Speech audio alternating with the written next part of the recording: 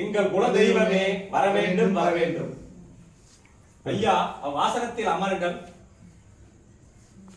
எங்களை ஆசீர்வதியுங்கள் சுவாமி.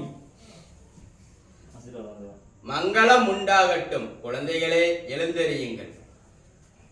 தேவரீர் எங்கள் முன் தோன்றி எங்கள் குல தெய்வமே எங்கள் முன் தோன்றி எங்களை ஆசீர்வதித்து தேவரீர் எங்கள் முன் தோன்றி எங்களை ஆசீர்வதித்தது நாங்கள் செய்த பாக்கியம். தர்மா, யாம் ஒரு முக்கியமான போதனை அளிக்கவே இங்கே தோன்றினேன். கவனமாக கேளுங்கள்.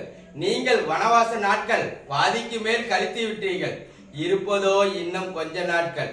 இதையும் வெற்றியுடன் கழித்து விடுவீர்கள். ஆனால் துரியோதனருக்கும் உங்களுக்கும் போர் ஏற்படுவது நிச்சயம். அதில் நீங்க வெற்றி அடைவது சுலபமல்ல. அதற்கு துரியோதனருக்கு துணையா நீக்கும் கர்ணனை வெல்வது சாதாரணமல்ல. ஆகையால் நீர் உன் தம்பி அர்ஜுனனை கைலாசத்துக்கு தவம் செய்ய அனுப்பி பரமேஸ்வரிடத்தில் பல அஸ்திரங்களை பெற வேண்டும். ஆகட்டும் சுவாமி, தங்கள் ஆணைப்படியே அனுப்பி வைக்கிறேன்.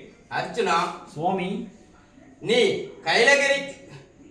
கைலகிரிக்கு சென்று கடுமையான தவத்தை மேற்கொள்ள வேண்டும். இதனால் எத்தனை இடையூறுகள் வந்தாலும் மனம் தளரக்கூடாது. பரமேஸ்வரிடத்தில் பாசுபஸ்திரத்தை பெற்றே தீர வேண்டும்.